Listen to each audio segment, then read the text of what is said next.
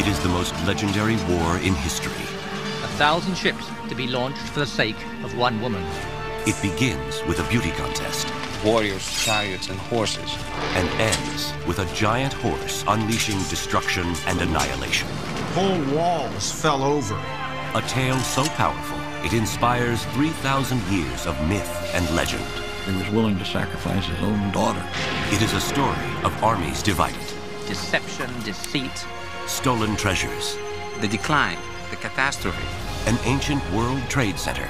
There were always enemies enough who wanted to have that place. And a war without end. It was a conflict between East and West.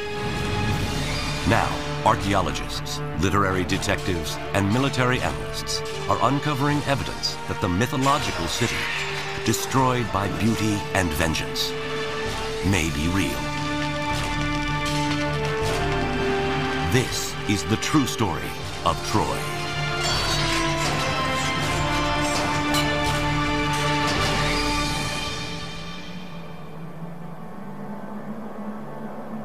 This is the cradle of Western civilization. Mainland Greece on the west and Asia Minor on the east, and dozens of islands in between.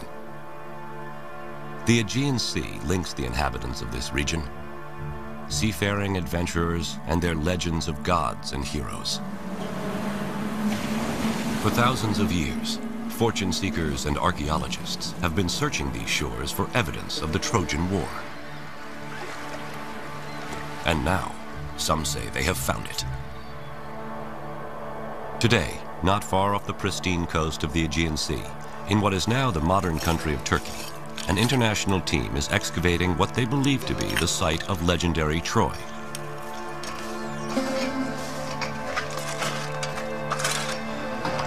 They claim they're finding evidence of a 5-acre city, complete with palace, streets, and a vibrant downtown.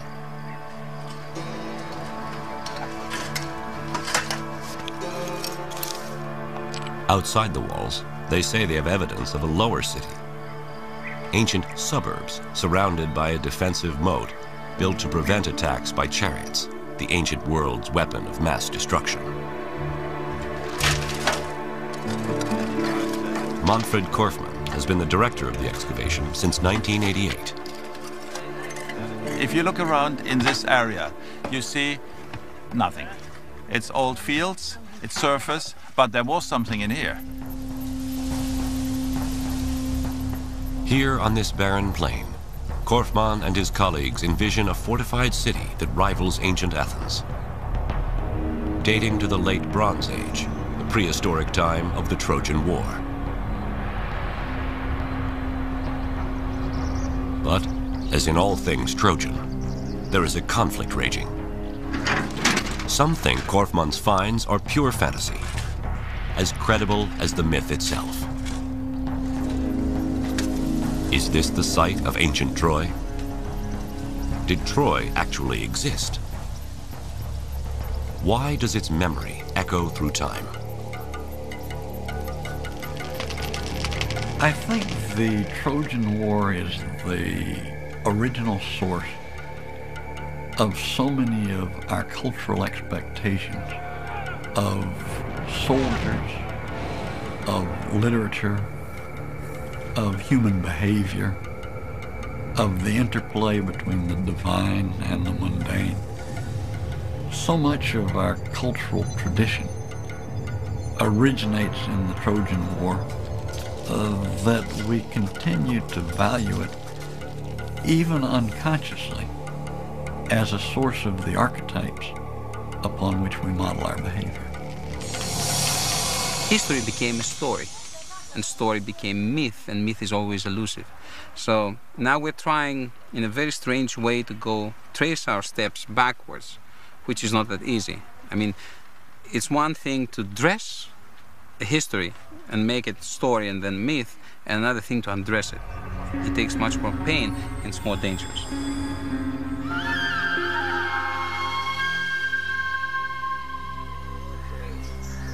Although today some scholars have reservations about the existence of Troy, historians of the ancient world never doubted the Trojan War was history. Herodotus Thucydides, and most other major figures of the Greek and Roman world assumed that the Trojan War was a historical fact. Here, on a beach not unlike that of Troy, classics professor Robert Garland recounts the tale. Well, it all began with the gods, as things of great moment tended to in the ancient world, and it began with the wedding of Peleus and Thetis, destined incidentally to be the parents of Achilles, the greatest of the Greek warriors at Troy. And they invited all the celebrities of the ancient world, all the gods, all the goddesses, except one. They didn't think it was a very good idea to invite Discord. Discord shows up anyway. She offers a golden apple inscribed with the words, "For the fairest." 3 goddesses, Hera, Athena, and Aphrodite, claim the apple and ask Zeus to be the judge. He wisely declines and instead appoints Paris, the handsome prince of Troy. And as often happens, each of the contestants offered a bribe. The one he gave the prize to, Aphrodite, offered him the bribe of the most beautiful woman in the world. But there was one problem. That woman was married. She was Helen, married to Menelaus, king of Sparta. Paris sails for Sparta under the guise of official Trojan business. When Menelaus, his host, was absent, he eloped with Helen back to Troy, and thus unleashed the fury that would become the Trojan War. Menelaus appealed to his brother Agamemnon, who was the overlord of the Greeks at that time. And Agamemnon summoned together all the Greek cities, all the kings, for a war of revenge to right the wrong that had been done to his brother. 1,000 ships assemble, but the gods cause the winds to cease. To appease the gods, Agamemnon must make the ultimate sacrifice: the ritual slaying of his own daughter. The winds blow, the fleet sails, and the war begins. The Greeks encamp around the walls of Troy, and for the next 10 long years, heroes are made and destroyed on the battlefield. Achilles, the celebrated Greek warrior, and Hector, the Trojan champion. As the war began to drag on in the 10th year, and it looked as if there was no end in sight, so the Greeks devised the ruse of the Trojan horse. The Greeks sailed off, and the Trojan horse was left outside the walls. The Trojans broke their walls down to let the horse enter, stuffed full as it was with Greek soldiers. And in the night, as the Trojans were celebrating, down came the Greeks out of the wooden horse, let in their companions, and proceeded to rape, pillage, and destroy.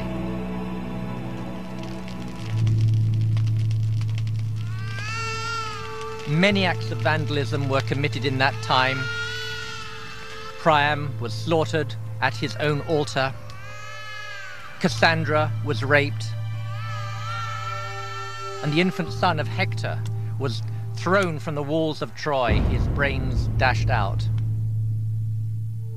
And even then, after Troy had been totally destroyed, the end was not in sight.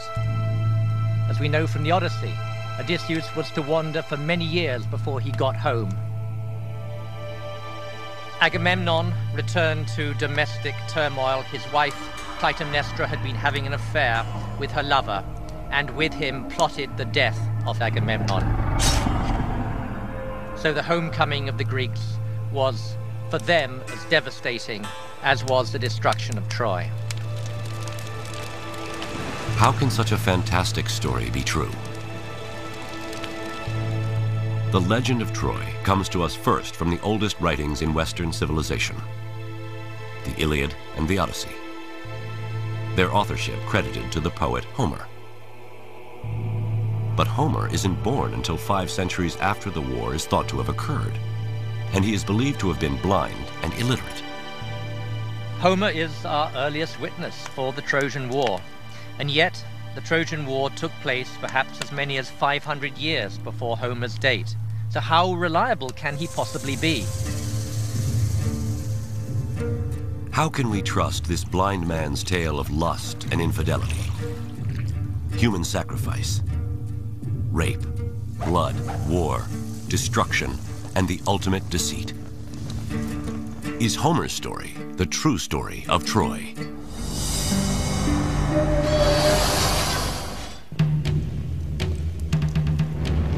It's the most legendary war in history. The first great story of Western civilization. For years, scholars believed it was only myth.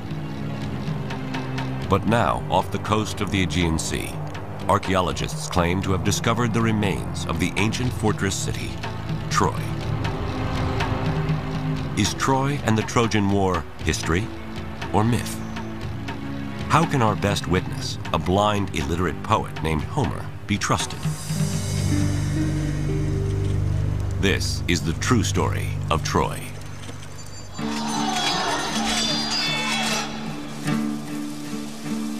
Like Troy, what is known of Homer is a mixture of history and myth. Although he is credited as the author of Western civilization's first works of literature, the Iliad and the Odyssey, very little evidence of Homer exists. Some scholars estimate that he lived around 750 BC, and that the father of Greek literature was from a place not far from Troy. We think that he came from a region probably fairly close to Troy, perhaps from the city of Smyrna or from the island of Chios, but even this is doubtful. There's a strong tradition that he was blind, but other than that, virtually nothing can be said with any certainty about him. Two of the greatest mysteries about Homer concern how someone who lived 500 years after the Trojan War can recall such graphic details of battle and bloodshed. And how could one person, before the invention of Greek writing, remember more than 16,000 lines from the Iliad and 12,000 lines from the Odyssey? One possible answer is that Homer is a descendant of a lineage of singer storytellers. If this is true, it means that the Iliad and Odyssey were not written by a Homer, but were passed down by many Homers. It's perfectly possible that singers immediately began to sing about this famous conflict, that it was passed on from one generation to the next, not with any attention to historical accuracy, in which no one had any interest. All the details and all the fancy stuff, and the woman running away, and Achilles and Hector, and the Trojan horse, all this stuff was generated by singers over the ages. Their contributions to the story were inherited by Homer, and he added his own twist to it. But if Homer is the last in a lineage of oral poets, how does the story of Troy transform from a memorized song to the first written story of Western civilization? In the 1930s, an American scholar by the name of Milman Parry, equipped with some of the first portable sound recording devices, discovers a way to return to a time when all of history was a song. Parry treks to old-world Balkan villages in Serbia and discovers singers who, just like Homer, sing epic songs of ancient battles and heroes.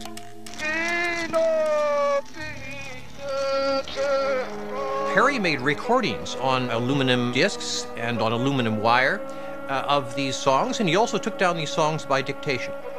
Parry discovered a very interesting thing, that when you write down an oral poem, it tends to get much longer than when you just sing it in a public performance.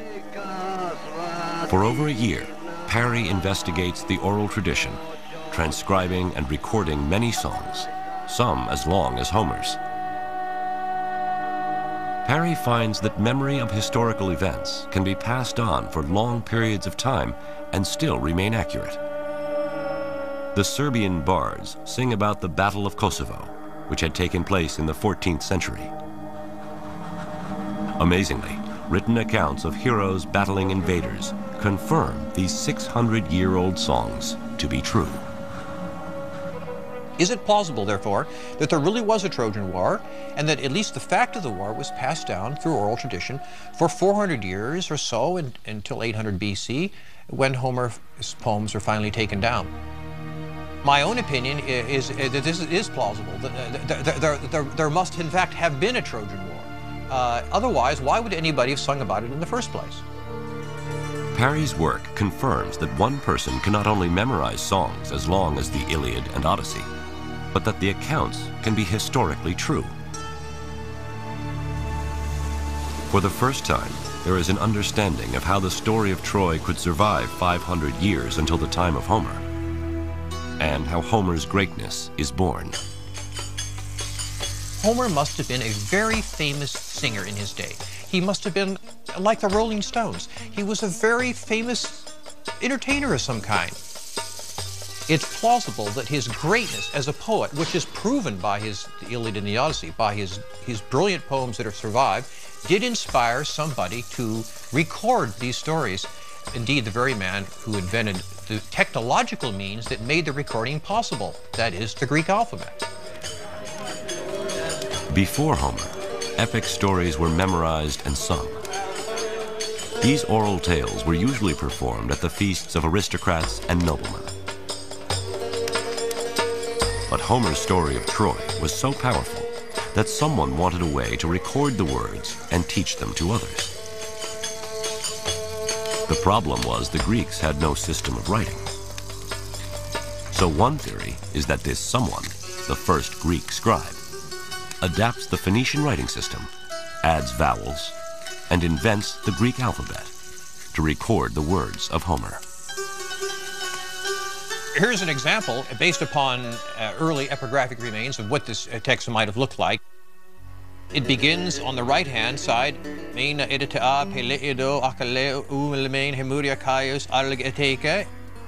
back and forth, as the ox turns, the Greeks said, comparing this style of writing to the plowing of a field where you plow up one end and back the other and back again. Now, with Homer singing to a scribe, these heroic stories of Troy, the first in Greek history to be written down, inspire a much greater audience. In my opinion, is because they were the first texts that ever existed in the Greek vocal alphabet. And as such, they were used from the very beginning as the basis for instruction about how to use this writing system. And they never stopped being that. So when you went to school in ancient Greece, you studied the text of Homer, right back to the day that the man who invented the alphabet first wrote them down. Homer's story of Troy becomes the tool by which language and literature are taught, the very foundation of Western civilization. For the next 3,000 years, his story of Troy will inspire the greatest Greek and Roman writers, Renaissance artists, Shakespeare, and even Hollywood films. But over the centuries, the true story of Troy is blurred by myth, and Troy the city, a ruin even at the time of Homer, is covered by the sands of time and lost. Then, in the 19th century, inspired by Homer's account of battle, blood, lust, and deceit, a rich adventurer goes in search of the treasures and the true story of Troy.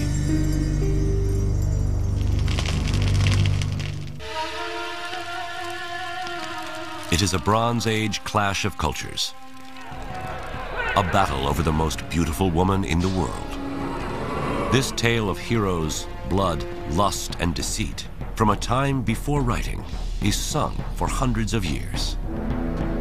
Then the greatest of Greek singers, Homer, sings of Troy so powerfully he inspires the invention of the Greek alphabet. Homer's Iliad and Odyssey are the first written works of ancient Greece and become the foundation of Western civilization. But over time, the story of Troy is obscured by myth, and the city is lost. Now, can Homer's Iliad and Odyssey lead explorers to the treasures of this legendary city and rediscover the true story of Troy?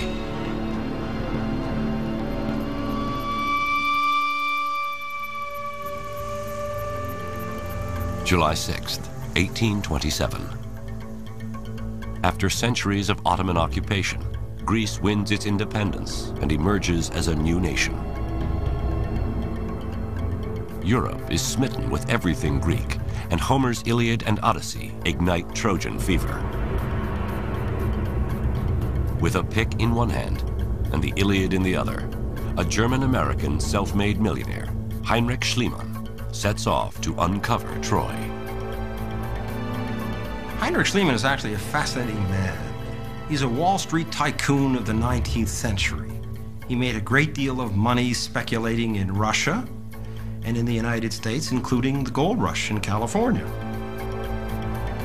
Having made a great deal of money and therefore being able to retire from his business pursuits, he at this point can go and pursue what he claimed was a lifelong fixation with Greece and particularly with the Trojan War.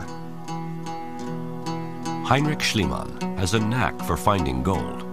He is in California for the gold rush, makes millions in St. Petersburg under the Tsars.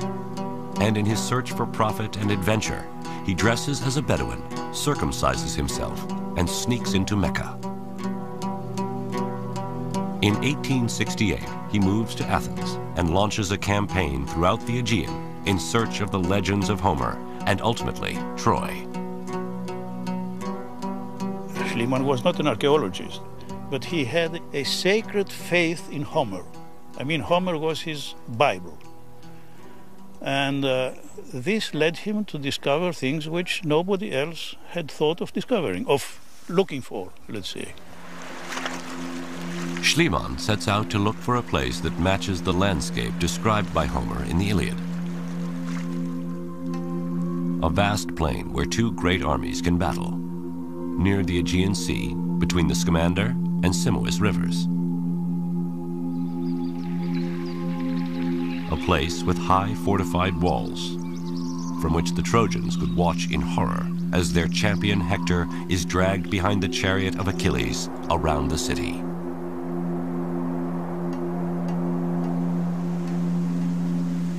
Elizabeth Reardon, architect for the excavations currently underway at Troy, retraces Schliemann's steps on the plains of modern Turkey.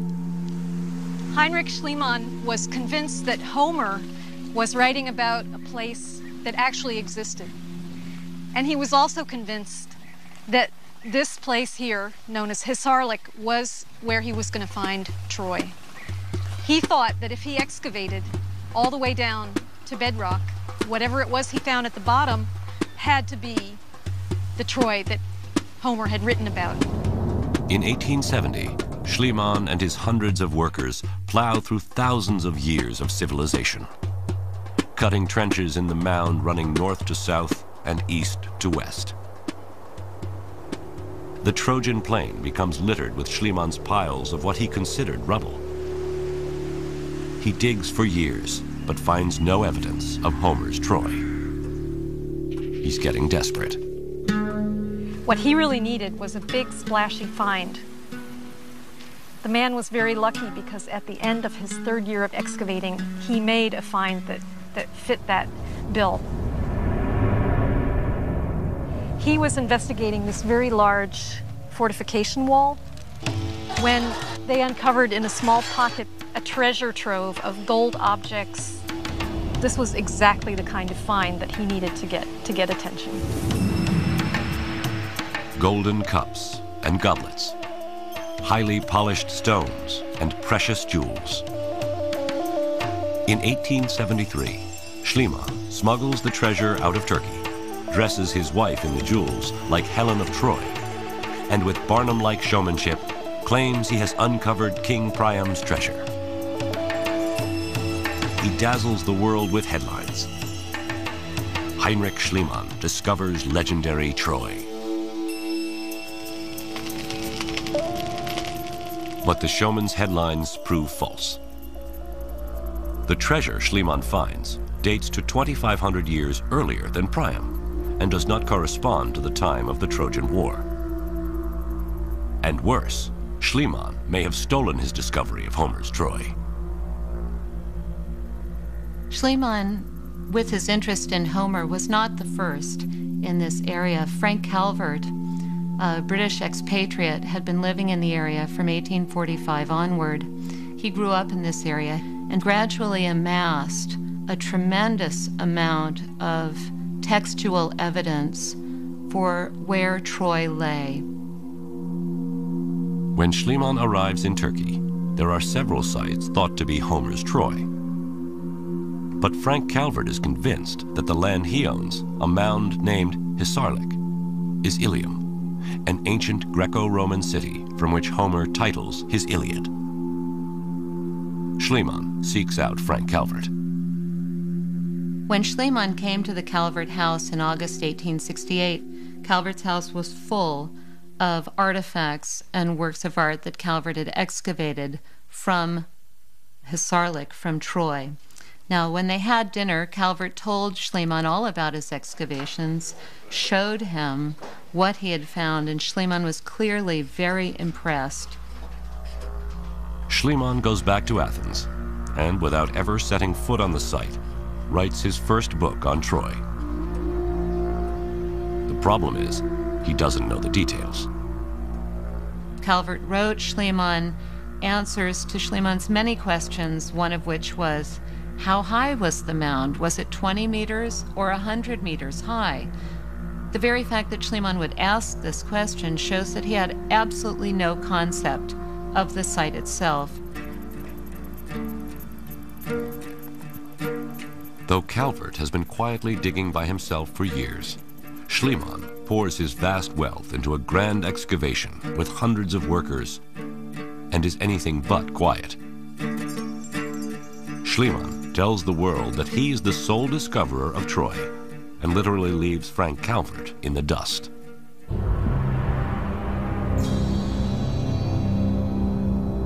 Despite false claims of Priam's treasure and accusations of stealing the site of Troy from Frank Calvert, Heinrich Schliemann convinces the world that Hisarlik is the site of Homer's Troy and that the Trojan War is real. Schliemann was somebody who dedicated his life, his fortune, and his activities to proving Homer true. And this has my respect. It's largely because of Schliemann that we're asking the question, was this war real? Today we still follow in that tradition, in asking questions about the Trojan War. But even Heinrich Schliemann, perhaps the most devout believer in the Iliad as history, can't produce definitive proof of Homer's Troy. Somewhere in these ruins is the promise of finding some scrap of writing, some Trojan treasure to prove beyond doubt that the Trojan War and the story of Troy are real.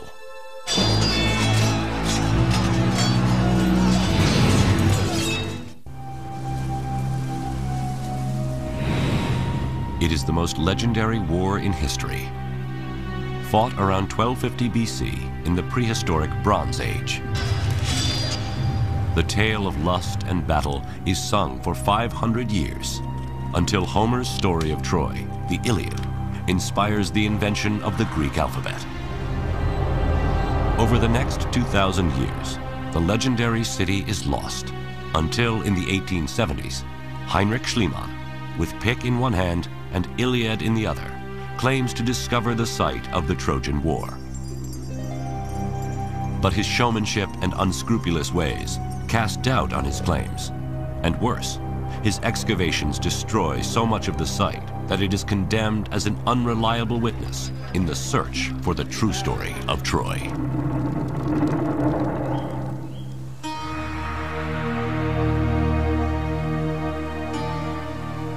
How could this rock heap in present-day Turkey be Homer's Troy? Even Schliemann expressed doubts. It is all poetry, he says. Troy is a myth, and the site of Hisarlik is only a hill. In essence, he says in various writings, well, I'm very pleased at what I've done. I've discovered Troy, and so on and so forth. But I'm a little disappointed because based on what Homer says, his description of Troy, I would have thought that Troy would have been bigger. Where is the proof that Hisarlik is big enough to be Homer's Troy? After Schliemann's death in 1890, his wife Sophie and dig director Wilhelm Dorpfeld identify the different levels of the mound at Hisarlik and number the layers according to years. They discover that Schliemann dug too far, that Priam's treasure comes from about 2500 BC, or level 2. The Trojan War is thought to have taken place at level 6 or 7, about 1250 BC. And at that layer, they find evidence of cataclysmic destruction. Is this evidence for a real Trojan War? In 1932, one of the most revered figures in archaeology, Carl Blegen of the University of Cincinnati, arrives on the scene. Blegen, having excavated on the mainland, felt that this was the time to go back to Troy to try and place Troy in the context of the larger Greek Bronze Age world. Blegen re-examines the entire site, discovers that Troy is at its height at level 6. At the layer above, level 7, he discovers a concentration of houses within the walled city that seem to indicate the population is seeking protection against a siege. But not even Blegen discovers a city as large as that described by Homer.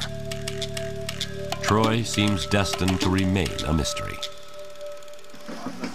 Then, in 1982, Manfred Korfmann comes to Troy. There's much skepticism in the archaeological world about his going back to Troy. Many people thought that it had already been excavated after all the 3 campaigns there, that there wouldn't be much more to discover. But Korfmann's campaign introduces 50 years of new technology to the excavation. One of his first discoveries is just south of Troy, along the Aegean. Here, his team finds over 50 cremations and burials containing Mycenaean Greek grave goods. Could this be evidence of the Greek camp and remains of Greek warriors who came to fight against Troy? Korfmann's team also discovers that the Bay of Troy is quite different from today. In fact, the water at the time of the Trojan War would have been closer to within sight of the walls of Troy. And in recent years, not far from the ancient bay, using magnetic prospecting equipment, Korfmann and his team find what at first looks like a wall about a quarter of a mile outside the citadel of Troy. But what he actually finds is the opposite of a wall. Here we do have a picture like X-ray looking into the ground and finding remains of what may have been ditches. The ditch that Korfmann unearths is cut deep into the bedrock, leading him to believe that its purpose is most likely defensive. The archaeologists were able to verify a Troy 6 date for the date when this ditch had been constructed. Troy 6 represents the time of the Trojan War.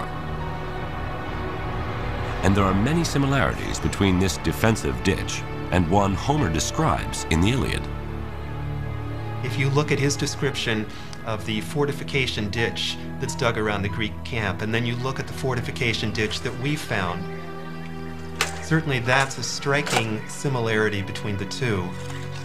It's actually quite likely that this is the site that Homer had in mind when he put down the story of the Iliad and the Odyssey.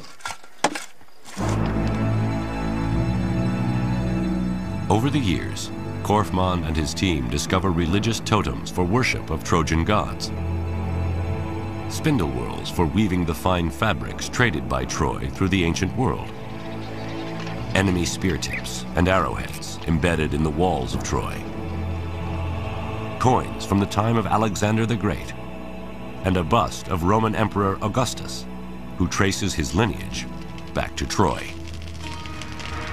But despite the incredible finds, one find continues to elude Korfmann, just as it had everyone back to Schliemann. Where is evidence of the huge city described by Homer?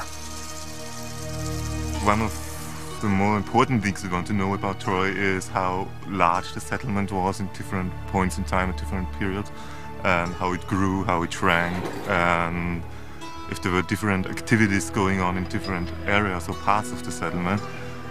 We can't answer this by excavation alone. To discover the elusive vastness of the city described by Homer, Korfmann's team employs a technique that more resembles farming than archaeology. It's called site survey. Every 20 meters, we remove the vegetation to get conditions similar to a freshly plowed field. We collect everything we find there. Pottery, tile fragments, whatever's lying around. Thus get an idea about settlement size and function of different areas.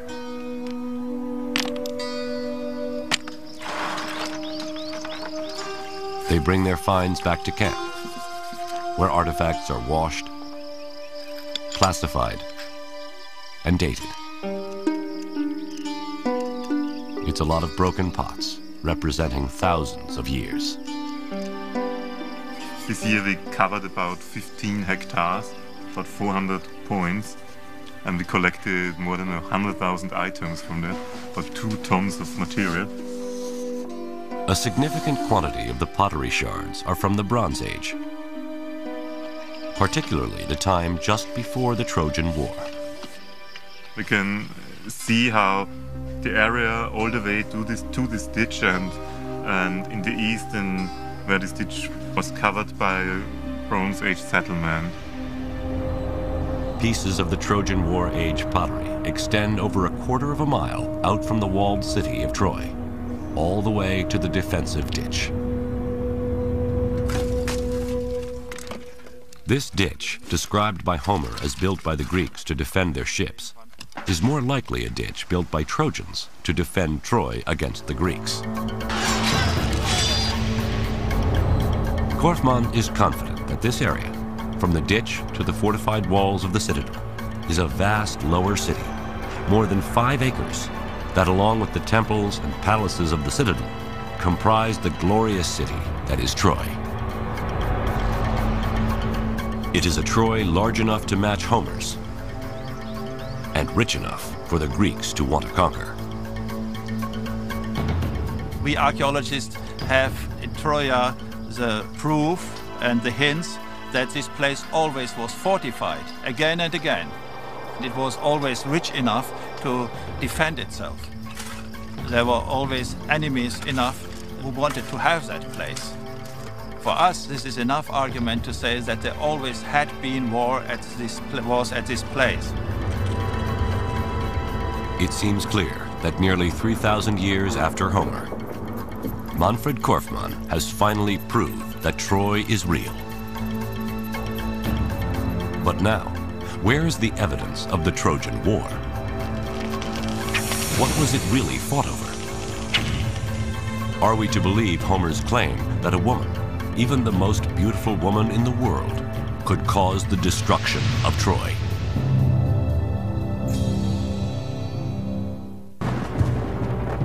It is a Bronze Age clash of civilizations, fought around 1250 BC. Then, 500 years later, the Greek poet Homer sings his epic story of Troy, becomes a superstar, and inspires the invention of the Greek alphabet. Over time, Troy is lost, and its story is obscured by myth and legend. Until the 1800s, when Homer's Iliad inspires the search for this legendary city. Today, archaeologists are uncovering evidence suggesting they have discovered the site of Troy. But how can the theft of Helen, the most beautiful woman in the world, launch 1,000 ships in a fight for love and glory? Is this the true story of Troy?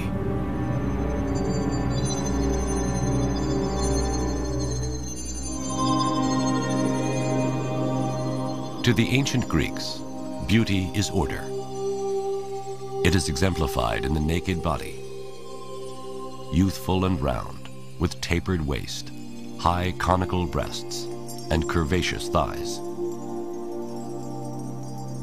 Surely Helen was all this. And her theft, an attack on world order, an act of war against the Greeks.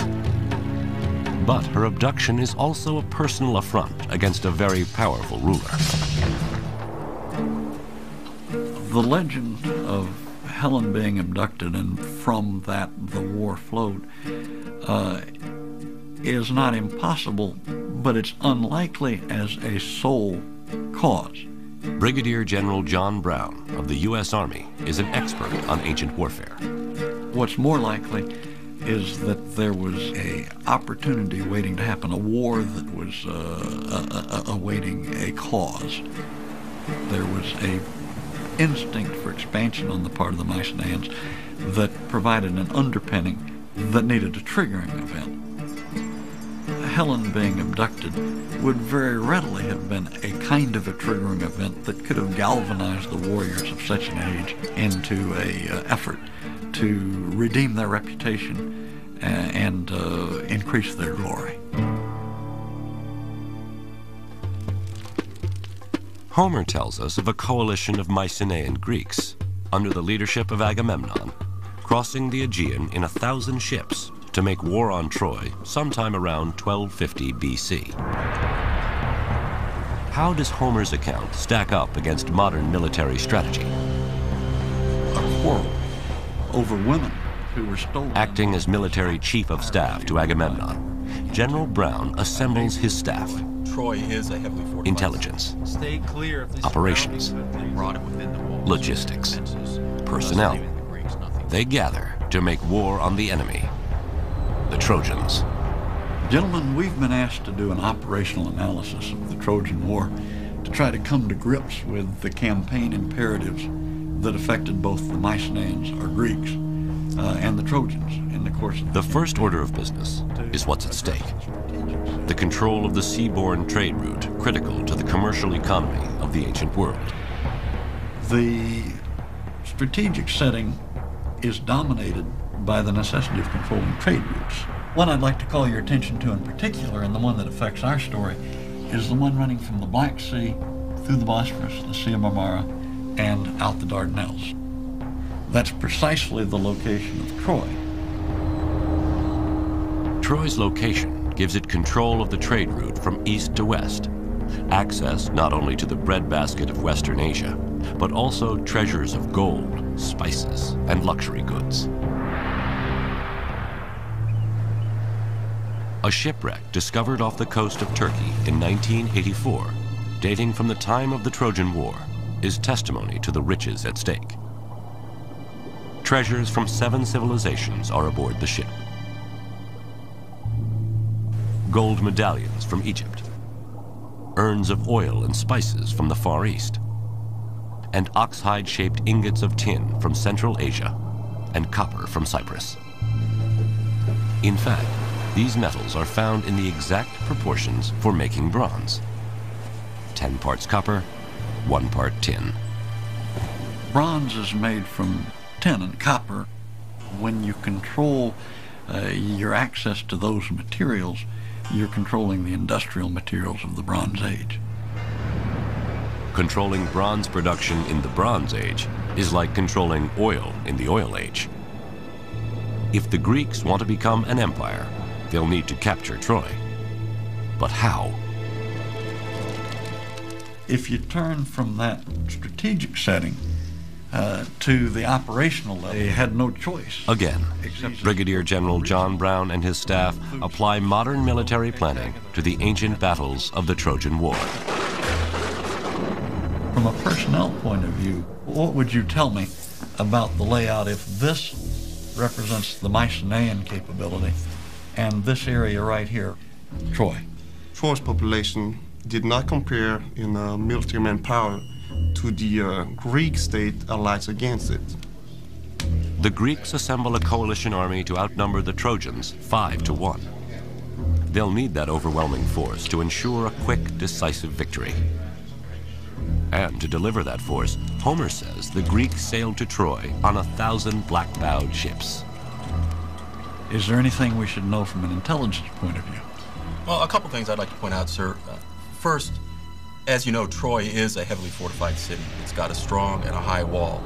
If we allow them to get behind that wall, that means we're going to have to lay siege to them. Also, they have a series of potential allies that if we alienate them, could come down on the side of the Trojan. Well, given that intelligence backdrop, what do you think the operation should look like? The Greeks should land directly before Troy and either defeat them on the battlefield in open combat with our overwhelming force or starve them out of their walled city.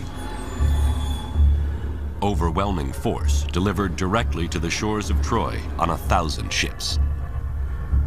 The Greeks are poised to recapture Helen, restore their honor, and gain power and wealth by controlling the most important trade route of the Bronze Age.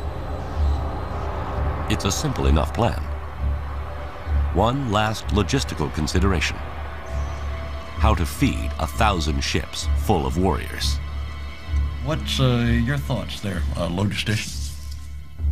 The Trojans would have gathered all the local food and water that was available and pulled it within the walls of their defenses for their own use and as a means of denying it to the use of the Greeks. The Greek army, therefore, would have to go further and further afield to gather those supplies of food and water that they were going to need to subsist on. And the primary risk there is that they would alienate those local populations that heretofore had not been engaged in the conflict but would now be inclined to come in on the side of the Trojans. Well, it's an interesting point you make, John, because it looks like the Greeks were divided between what they should do in order to win most easily and what they had to do in order to survive as an army. They had no choice except to support themselves off the land by foraging and by raiding. And it is precisely the result of one of those raids that starts Homer's Iliad. Agamemnon and Achilles fight over a woman that Achilles captures during a raid. Agamemnon pulls rank and claims Achilles' war prize for himself. Achilles rages, reaches for his sword. Professor of Classics Robert Garland reads from the Iliad. Someday, I swear, a yearning for Achilles will strike Greece's sons and all your armies. But then, Agamemnon, harried as you will be, nothing you do can save you, not when your hordes of fighters drop and die, cut down by the hands of man-killing Hector. Then you will tear your heart out desperate, raging that you disgraced the best of the Greeks. Achilles withdraws himself and his troops from battle, and the raids the Greeks conduct drive the neighboring population into an alliance with the Trojans. The Greeks lose their advantage of overwhelming force, and the war drags on for 10 long years with no clear victor. I think from the point where Homer begins the Iliad, where there is a quarrel between Agamemnon and Achilles, his most important warrior, it's clear that this is not altogether a coalition of the willing that he has brought to Troy. The trouble for this coalition of the unwilling starts 10 years earlier back on mainland Greece, where Agamemnon plots a course of revenge and plunder. There, he will be forced to make the ultimate sacrifice, the ritual murder of his own daughter. Troy, a Bronze Age World Trade Center. Sung about by Homer, his Iliad and Odyssey become the first literary works of Western civilization. But is the mythological city real? Archaeologists now seem certain they have discovered the legendary lost city. But what evidence do we have of the enemies of Troy? the Bronze Age Greeks, and Homer's King of Kings, Agamemnon. How does Agamemnon forge a coalition of Greek warlords to wage a war of revenge and plunder? This is the true story of Troy.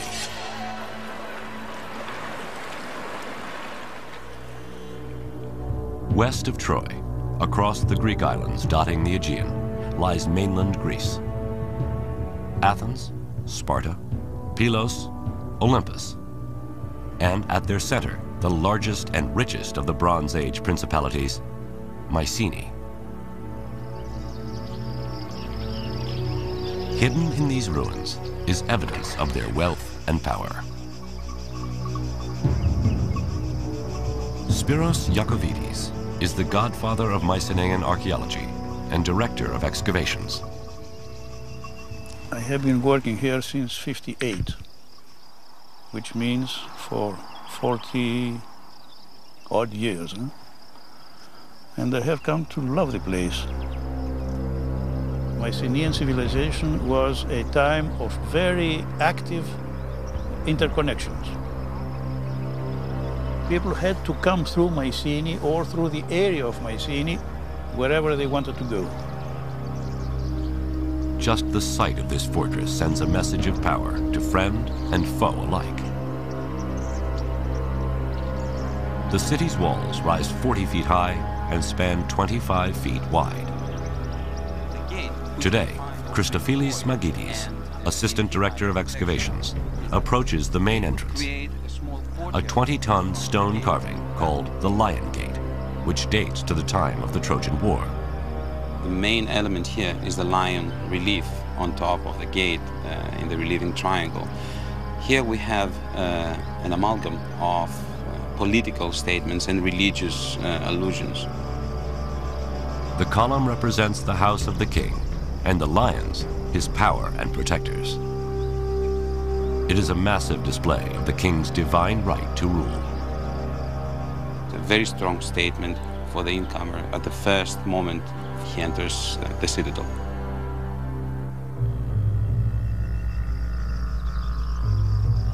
Just inside the Lion Gate, here in 1876, Heinrich Schliemann uncovers one of the richest finds in archaeological history, including a magnificent golden death mask. In his showman-like way, he proclaims, "I have gazed upon the face of Agamemnon." High atop the citadel, archaeologists uncover remains of a palace much like one described by Homer. Inside, they discover a treasure trove of opulent relics and murals, glorifying Mycenaean war and conquest. We have scenes, beautiful scenes of a besieged city with tall buildings and women looking out of the windows, warriors, chariots and horses. One cannot but think that these scenes reflect, or at least echo in some way, all the adventures of the Mycenaeans in Southwest and Northwest Asia Minor. On the terrace of the palace, overlooking the rich valley and beyond to the Aegean, perhaps dreaming of conquering Troy, kings like Agamemnon would feast with fellow warlords. Homer describes such a feast that takes place across the Peloponnesian Peninsula in Pylos, in the kingdom of wise old King Nestor, another hero of the Trojan War. Here, in 1996, in the basement of a regional museum, archaeologist Sharon Stocker finds boxes of burnt animal bones. Stored there by the famous archaeologist Carl Blegen more than 50 years ago and labeled table scraps. Stocker finds something peculiar about them. What we have represented here are bones from the thighs and the mandibles of bulls, male, cattle, and probably about 10 individuals are represented. The meat from 10 cattle can feed 6,000 people. And the fact that the remains are specific body parts, and all from male bulls, makes Stocker and archaeologist Jack Davis suspect they have something more than table scraps. It was here that he found the objects that we've been most interested in. Yes. That is, in this corner, more or less, must have been the gigantic heap of animal bones. Clearly, the bones represent the animals eaten at the feast. A little bit closer to the wall in here had to be the spearhead. The spearhead is likely to be the butchering tool. And then I think off here must have been the pile of little kielikas, the miniature drinking cups. In Blegen's 1950s excavation, thousands of kielikis were discovered in every corner and corridor of Nestor's palace, representing thousands of guests drinking. All of these objects were grouped in close proximity here, one to another. But they also find one more piece of evidence. Written in a primitive script known as Linear B, translated in the 1950s, the tablet reveals another purpose for the feast. So it's about here that the tablet was found that proves that sacrifices were in the process of being made in honor of the god Poseidon. Piecing together the evidence, Stocker and Davis paint a clear picture of feasting in the Bronze Age. Okay, so Sherry, if we were coming here to a feast, this must be where we get our first glimpse of the actual banqueting area. Then the guests, as Homer says, ate well, and no man's hunger lacked a share of the banquet. The young men brimmed the mixing bowls with wine and poured rounds for all. And they would have seen the power of the kings displayed there on the walls above them as they were participating in the feast, as a kind of reminder of what the Mycenaeans were capable of doing. Yes. By providing this feast and sacrifice, the king presents himself as the messenger to the gods, and his call to war as divine destiny. Surely the feast in this setting is a persuasive weapon for a king luring warriors to join him in a battle against the Trojans. But as a final appeasement to the gods, King Agamemnon must make the ultimate sacrifice: the ritual murder of his own daughter.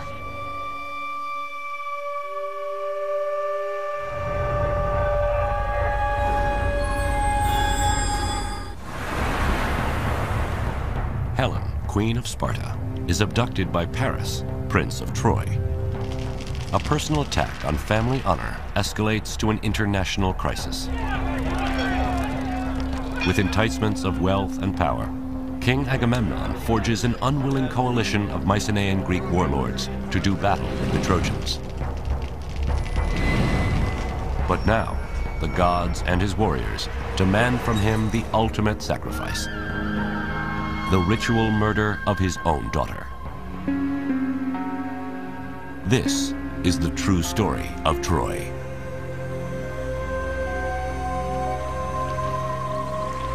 At perhaps the most disturbing intersection of mythology and history lies the practice of human sacrifice.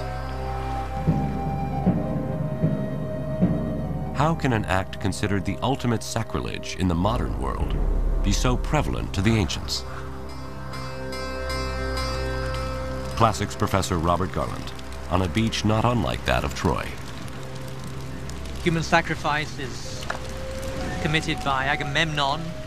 Achilles, we are told, slaughters 12 Trojan youths to appease the spirit of his friend Patroclus. And at the end of the war, Polyxena is sacrificed at the grave of Achilles. Although these incidents of human sacrifice exist in the mythological realm, there is also historical evidence of human sacrifice.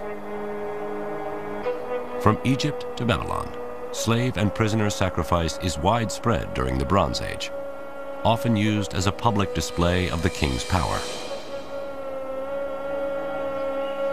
But could the Greeks, founders of Western civilization, also have practiced human sacrifice? There seems to be some archaeological record of human sacrifice. I'm just going to mention certain chamber tombs here in the area of Mycenae, where we have found bodies of slaves, one on top of the other. They were probably slaughtered when their master died, or prisoners of war, and so on and so forth. To them, it was not probably human sacrifice.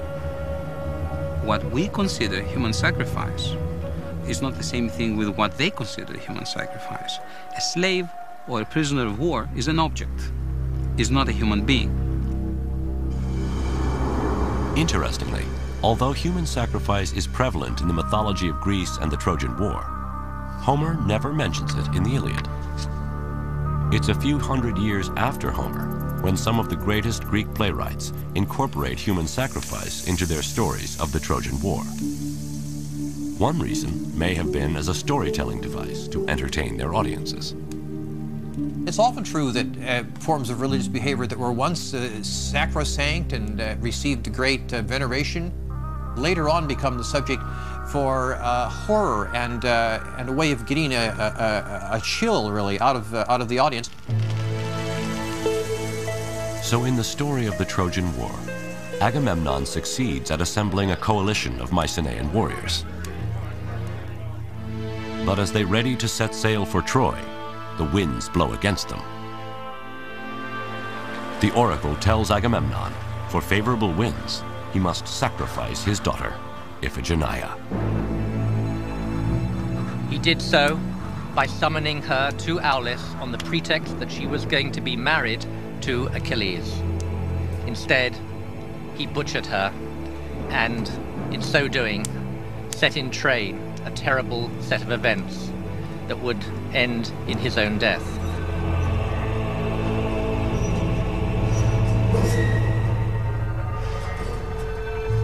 To the Greeks, this was a powerful message, whether real or mythological. In war, a king asks his subjects to sacrifice the lives of their sons. Now the king, by offering his daughter, is making a similar sacrifice.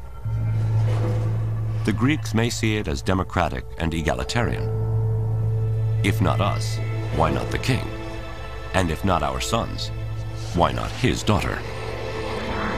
To us, the idea of sacrificing Iphigenia seems horrific. But given the religion and mores of the time, the sacrifice of Iphigenia was a supreme expression of commitment on the part of Agamemnon. He was so committed to the success of this enterprise that he was willing to sacrifice his own daughter. That must have had an effect upon the psyche of his soldiers, because they recognized how dedicated he was and how much he expected of them.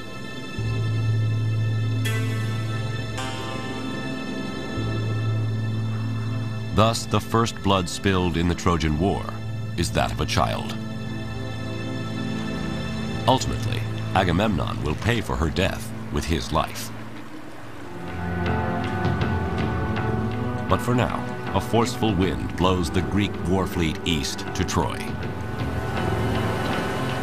What the Greeks didn't know is the resistance they were about to meet at the hands of man-killing Hector and his army of Trojans.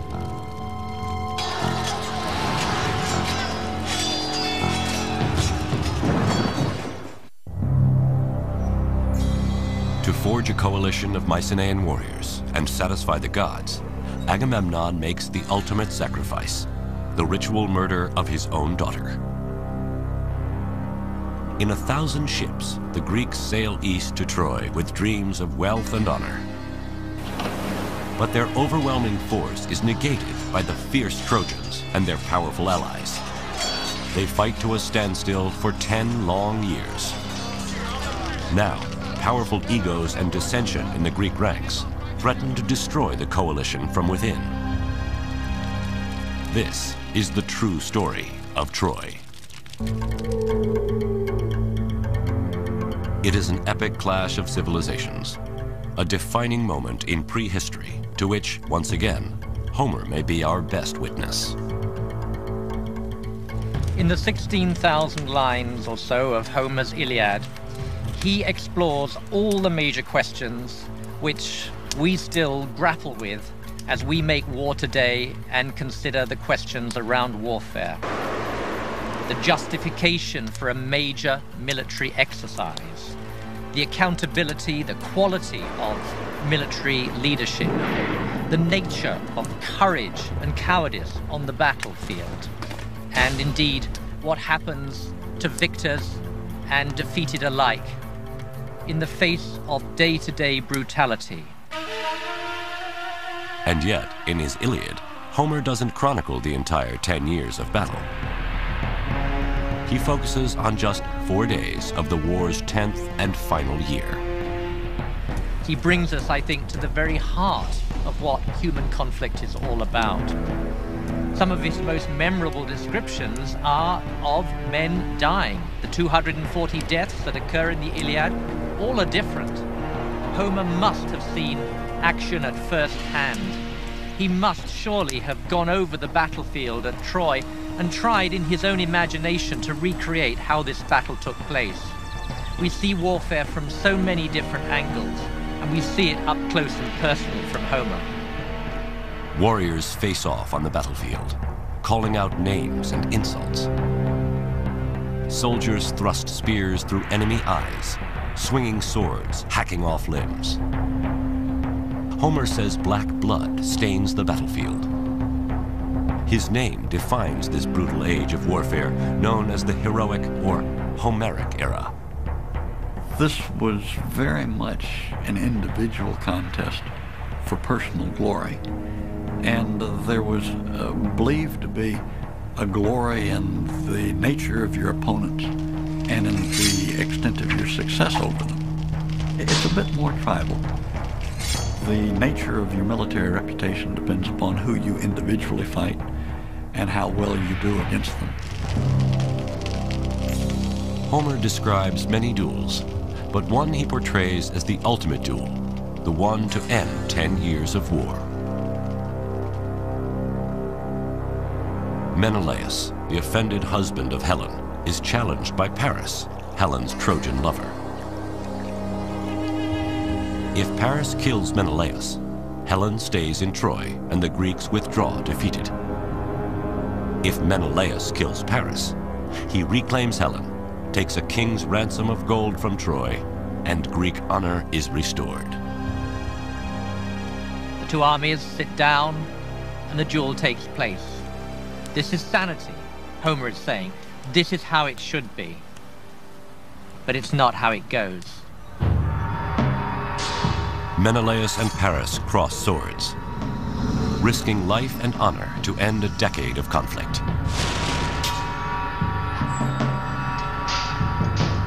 Menelaus overpowers Paris, readies a death blow. Then Homer rescues Paris with a stroke of divine intervention. The goddess of love, Aphrodite, whisks Paris off the battlefield into the arms of Helen. The duel ends unfulfilled. The truce erupts in war.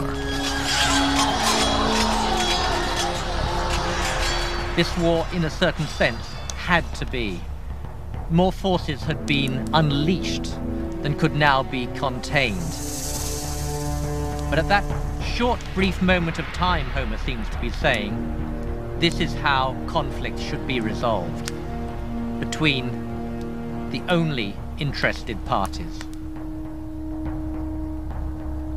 Though ending a war with a duel between two leaders may be wishful fantasy, many of Homer's observations of battle are timelessly true. One of the underlying themes that you draw out of the Iliad and the Odyssey that remains relevant today in a military setting is that character matters. That theme remains with us. We still are very concerned for the character of our officers and our soldiers. Modern armies can learn from the soldiers of the Trojan War. But the greatest of the Greek warriors, Achilles, might not last long in today's army. In front of other warlords, Achilles threatens and insults Agamemnon, his commanding officer. What a worthless, burnt-out coward I'd be called if I would submit to you and all your orders. Whatever you blurt out, fling them at others. Don't give me commands. Never again, I trust, will Achilles yield to you. To Homer's audience, Achilles' rage against Agamemnon reflects a conflicted hero defending his honor. But today, his insults would be court-martialed as insubordination. Achilles was preoccupied with his reputation and his personal standing amongst the Greeks. The absolute opposite of a team player. Odysseus is of course, a different character, and again, he's yet another expression of the fact that character matters. He is wily. He's compared to a fox. Even today, we compare some of our most capable military figures to foxes. The Swamp Fox, Francis Marion of the American Revolution, and General Franks of the war in Iraq are among some with reputations of cunning like a fox. But Homer highlights another key quality of leadership by demonstrating the opposite. Never once did you arm with the troops and go to battle. You lacked the courage. King who devours his people. Unlike an ideal general like George Washington, who leads his troops by example, Agamemnon is accused of hanging out in the back while others fight and die. Agamemnon is arrogant, overweening, very much given to advance his own personal agenda, and inclined in the mind of others to take advantage of his position for his personal gain rather than to be a servant of the rest. Ironically, the soldier who is idealized by Homer is Hector, who fights for Troy. He has the character of the model soldier and citizen. Hector is more inclined to set the welfare of his people and his city above his own reputation and his own survival. And ultimately, he faced down Achilles even though he knew that the odds were against him and that his time was up. The battle between the two greatest heroes, Greek Achilles and Trojan Hector, is the climax of the Iliad and Homer's story of Troy. When Hector takes leave of his wife and child on his way to battle, Homer foreshadows the end of the war and tilts the sympathies of his audience in favor of the Trojans. Hector envisages that Andromache will be a widow and that his son Astyanax will be an orphan. And like any true husband there, he says, I care for you more than I do for my countrymen. It's your fate that really matters to me. Homer portrays Hector as a family man. While the Greeks are fighting for revenge and greed, Hector is fighting to defend his wife, his child, and his home. The Trojans, in a sense, are us. And it is through their eyes, very largely, through the eyes of men like Hector, that we read the events that are going to be so shattering.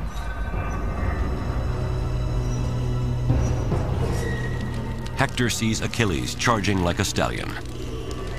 Achilles closes, helmet flashing, throws his spear and misses. Hector hurls his spear, striking Achilles' shield dead center, and glances off. Hector draws his sword and charges, but Achilles has a second spear and drives it clean through Hector's neck. Hector falls to the dust and gasps, pleading with Achilles to return his dead body to Troy. But Achilles promises to feed his body to the dogs, lashes his corpse to his chariot, whips his horses to run around the walls of Troy, and as Homer says, defiles Hector's body in the land of his own fathers.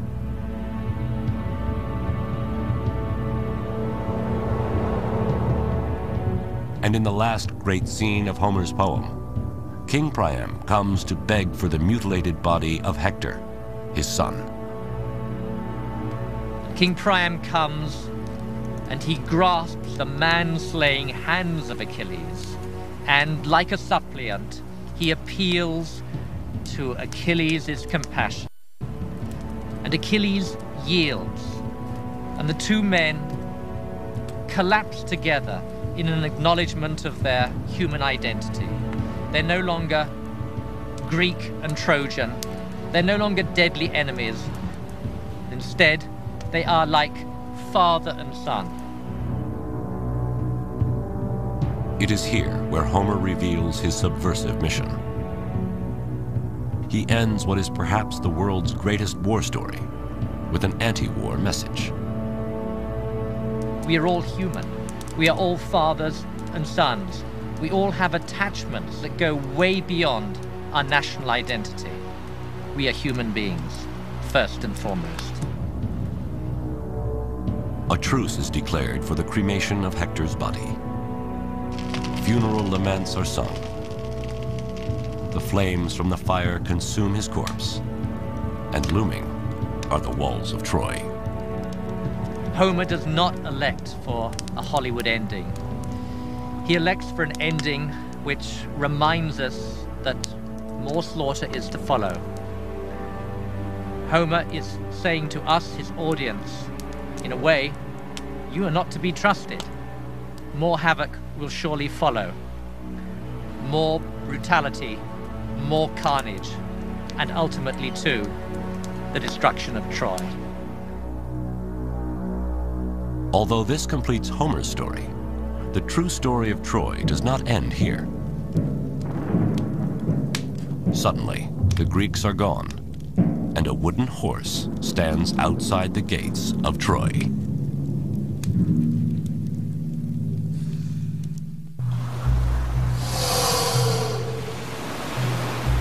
The greatest Trojan hero, Hector, is dead. Killed in battle by the Greek hero Achilles. After defiling Hector's body, Achilles agrees to surrender Hector's corpse to the Trojans. An uneasy truce is called as Hector is cremated before the walls of Troy. But when dawn breaks and the Trojans brace for another Greek attack, they discover their enemy is gone and a wooden horse stands outside the city gates. This is the true story of Troy. The most famous symbol of Troy, the Trojan horse, comes to us from legends other than Homer's Iliad. The legend tells us that this was a war that was not won by uncommon acts of valor, by steadfastness and military discipline, all the qualities that we might expect. On the contrary, it was won by a devastating ruse. It was won by deception, deceit, and conspiracy, and all the things that we might consider to be dishonorable in the conduct of warfare. Everyone knows the story. After 10 years of battle, the Greeks and Trojans fight to a standstill. Then Odysseus comes up with a plan. The Greeks build a giant wooden horse, leave it as an offering to the Trojans, and then sail away. Some Trojans are skeptical. Laocoon warns, beware of Greeks bearing gifts. But myth says he and his sons are silenced by serpents that drag them into the sea. The Trojans desperately want to believe that the horse is a peace offering. And the Trojans broke their walls down to let the horse enter, stuffed full as it was with Greek soldiers. And in the night, as the Trojans were celebrating the departure of the Greeks, down came the Greeks out of the wooden horse, let in their companions, and proceeded to rape, pillage, and destroy. By hiding in the belly of the wooden horse and tricking the Trojans into lowering their guard, the Greeks finally penetrate the massive walls of Troy. All of Hector's fears, why he was willing to risk his life to defend his homeland, are about to become true. Priam was slaughtered at his own altar. Cassandra was raped. and the infant son of Hector was thrown from the walls of Troy, his brains dashed out. With Hector's mother and father hacked to pieces, his sister sacrificed, his son murdered, and his wife carried off to the bed of a conquering Greek, his family's seed is wiped from the earth forever.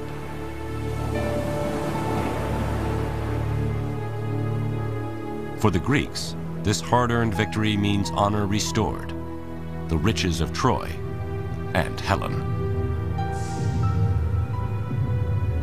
But although there is plenty of archaeological evidence of Troy being destroyed, how could the legend of the Trojan horse be true?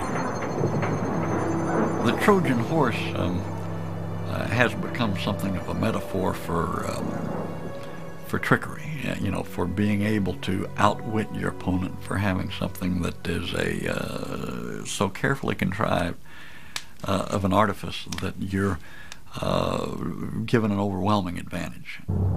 The idea that the Greeks would have in fact built a large wooden horse, hidden inside it, and had it dragged inside of Troy is certainly possible, but it kind of strains your credulity a little bit that someone really could have pulled that off.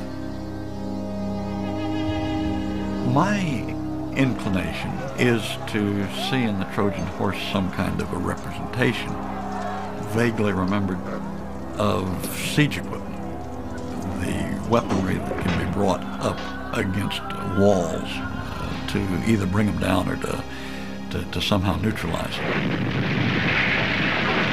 Hittites and Assyrians possessed siege technology. It's possible this Bronze Age weapon of mass destruction could have inspired the legend of the Trojan horse.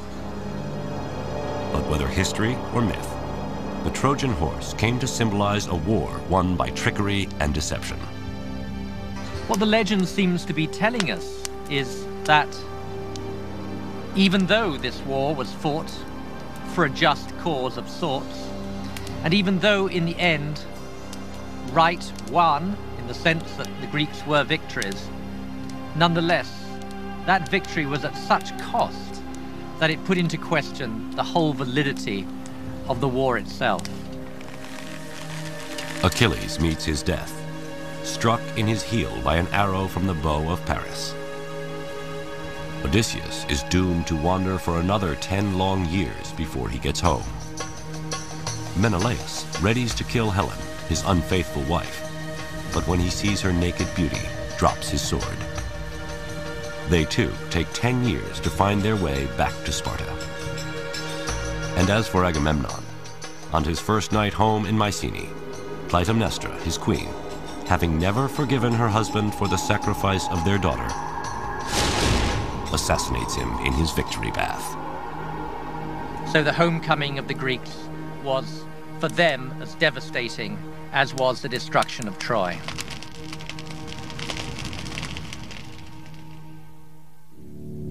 In fact, history tells us in the wake of the Trojan War, not only do the Mycenaean kingdoms collapse, but the entire Bronze Age comes to an end. There is much speculation as to its cause: civil war, outside invaders, or a string of devastating earthquakes.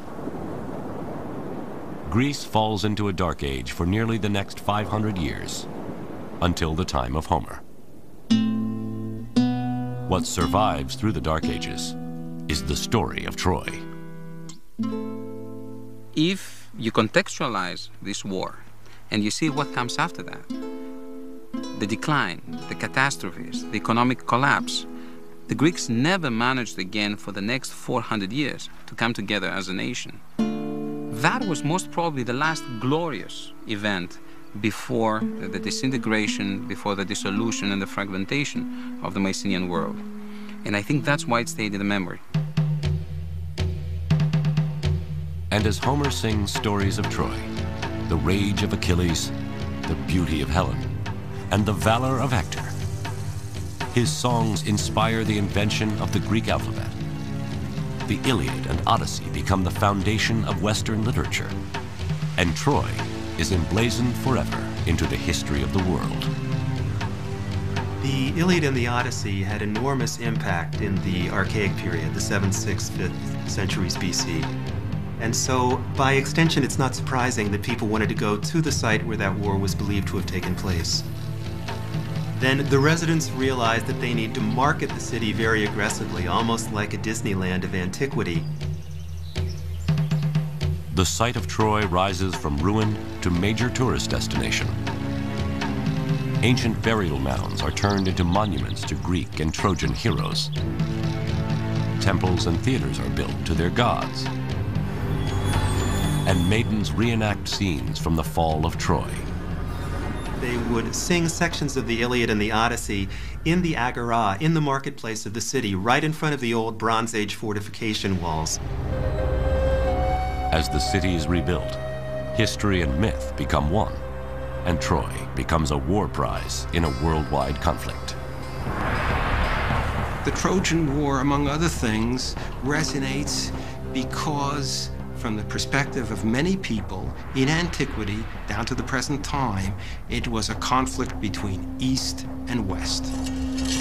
In a way, it's the beginning of the combative stances of both sides. It's us against them. Now, the tourist destination of Troy attracts more than just tourists. First, Persian King Xerxes stops at the site in 480 BC on his way to sack Greece, claiming to avenge his Trojan ancestors. Then in 334 BC, Alexander the Great stops at Troy to pay homage to Achilles on his way to Persia. He goes to the Temple of Athena, where he saw a range of armaments associated with the Trojan War. And he looked at the armor that was presented there, chose one set of armor to wear himself in his battle against the Persians. I like to think that it would be that of Achilles, although we don't know that for certain, and then goes off to fight the Persians wearing Trojan War armor. Alexander the Great conquers Persia, avenging Greece and reclaiming Troy as part of the Western world. Just as Alexander links himself to the Greek hero Achilles, Julius Caesar claims lineage to the Trojan hero Aeneas. And Rome adopts Troy as its mother city. But the Romans embrace more than a mythological connection to Troy. They also model their ideal soldier on that of Trojan hero Hector. The Romans would say that the ideal soldier was disciplined, was a team player, was willing to sacrifice himself for the welfare of others, was willing to efface his personal glory for the good of the whole. The military success of the Roman legions is a tribute to the legacy of the Trojans. Even though the Greeks originally defeat the Trojans are avenged when Rome battles Greece. It's ironic that the Trojan refugees led by Aeneas are purported to have been the ancestors of the Romans, and the Romans in turn conquered the Greeks. And so it's as if history came full circle. The Trojans were conquered and then became the conquerors. Troy and its stories are the oldest uninterrupted memories of our world. Troy is beauty, language, power, sacrifice, vanity, honor, deceit, and war. From literature to archaeology, history to mythology, Homer to Hollywood, we believe so strongly in Troy that the question of whether it is real or not hardly seems to matter. The search for the true story of Troy will live forever.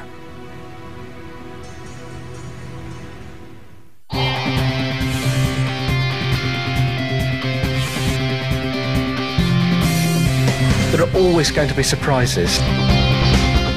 You don't have to speak the language to be able to interact with people. Knowing that can make you look at history in a new and exciting